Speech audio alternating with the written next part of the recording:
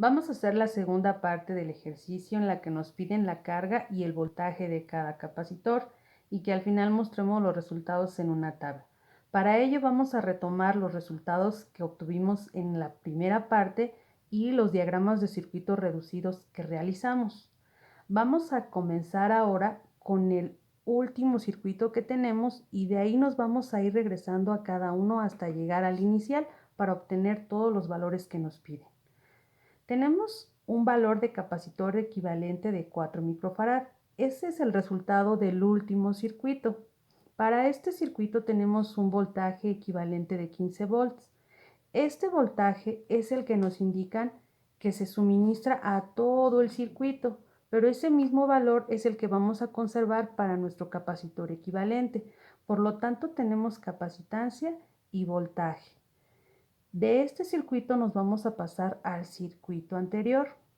Este resultado que obtuvimos fue de una combinación de elementos en paralelo. En paralelo lo que se mantiene constante es el voltaje.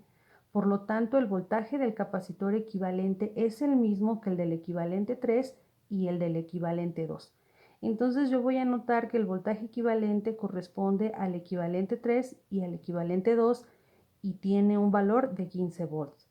Con estos dos valores podemos determinar la carga correspondiente al capacitor equivalente 3 y al capacitor equivalente 2. Usamos la definición de capacitancia y despejamos la carga. Nos quedaría la carga es igual a la capacitancia por el voltaje.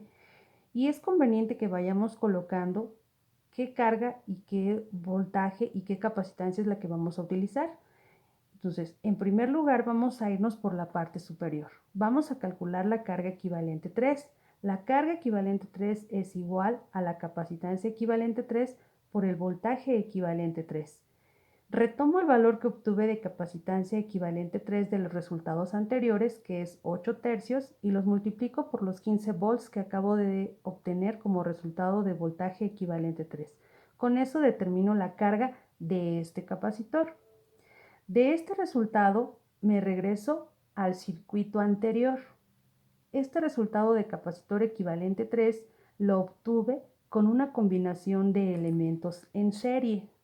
Y en serie lo que se mantiene constante es la carga.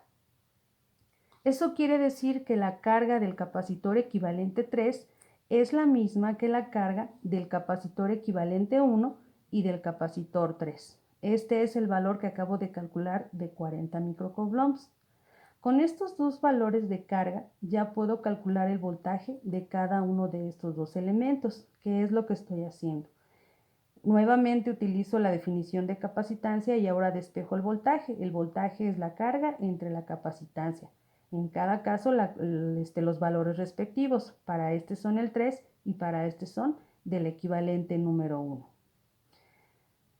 De aquí me regreso al circuito anterior, que este es el inicial. Entonces ya nada más me falta los valores del capacitor 1 y del capacitor 2.